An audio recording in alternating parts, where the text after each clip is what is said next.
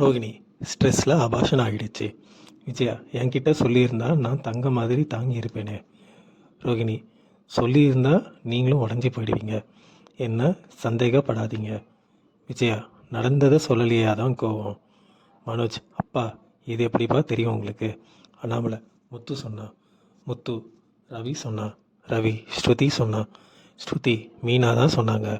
ரோகிணி ஏன் பர்சனல் விஷயத்தை இப்படி காசிப் பண்ணி வச்சுருக்கீங்க? மொத்த ஃபேமிலியும் சந்தேகப்பட வச்சிட்டிங்களே. மீனா நான் ஹாஸ்பிட்டல் போனப்போ விசாரித்து பார்த்தேன். விஜயா அவளை பற்றி நீ ஏன் விசாரிக்கிற? முத்து அவள் இல்லாததையா சொல்லிட்டா. ரோகிணி ஏன் ப்ரைவசியில் தலையிடுறீங்க? அண்ணாமலை நம்ம தெரிஞ்சவங்க ஹாஸ்பிட்டல் போனால் நம்ம விசாரிக்க தானே செய்வோம். விஜயா ஏன் ரோஹிணிக்கிட்ட கேட்டு இருக்கலாமே. இனிமே தலையிட வேணான்னு சொல்லுங்கள். அண்ணாமலை ஒரு கூட்டு குடும்பம்னா இப்படி தான் இருக்கும். ரோகிணி ஆன்ட்டி அழ வச்சிட்டிங்கள, என் ப்ரைவசியில் தலையிடாதீங்க. கிச்சனில் முத்து நீ என்கிட்ட சொல்லியிருக்கலாமே. மீனா நீங்களும் இதே தானே பண்ணியிருப்பீங்க. ரோகிணி விட்டு கேட்குறாங்க. முத்து பர்லரம்மா ஓவராக தான் பெர்ஃபார்ம் பண்ணிடுச்சு.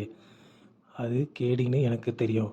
மீனா எனக்கும் இன்னும் கூட அவங்க மறைக்கிறாங்கன்னு தோணுது. முத்து அதெல்லாம் விடு மீனா. ரூமில் ரோகிணி விஜயா விஜயா நீ ரெஸ்ட் எடுக்க வேண்டியது தானே. ரோகிணி எனக்கு மென்டல் ப்ரெஷர் ஆகுது. இந்த வீட்டில் தாங்க முடியல. எதுவும் ஃப்ரீடமாக இருக்க முடியல. விஜயா அதான் நான் திட்டி விட்டுட்டேனே.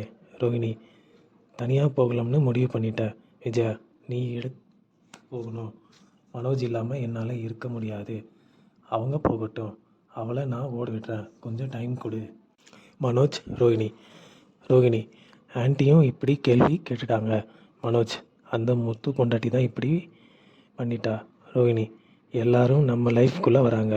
மனோஜ் அம்மா சொன்னாங்க நீ வீடை விட்டு போகிறதா.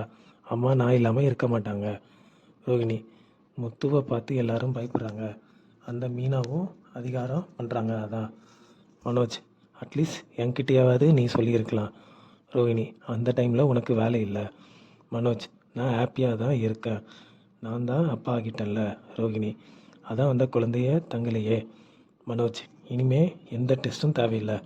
நாம் ஹெல்த்தியாக இருக்கோன்னு தெரிஞ்சிருச்சு. அபார்ட் ஆகலைன்னா நம்ம ஃப்யூச்சர் பற்றி யாரும் டிஸ்கஸ் பண்ணிகிட்டு இருந்திருப்போம். ரோகிணி அழுகுறாங்க. மனசுக்குள்ளே நான் உன் கூட வாழ தான் இவ்வளோ பொய் சொல்கிறேன்னு சொல்கிறாங்க. நாளை ஸ்ருதி பேய் படம் பார்த்தோம் ஆண்டி. விஜயா அதை பார்த்து ஏன் பயப்படணும்? ஸ்ருதி பயம்னா என்னன்னு நான் உங்களுக்கு காட்டுறேன்னு சொல்கிறாங்க.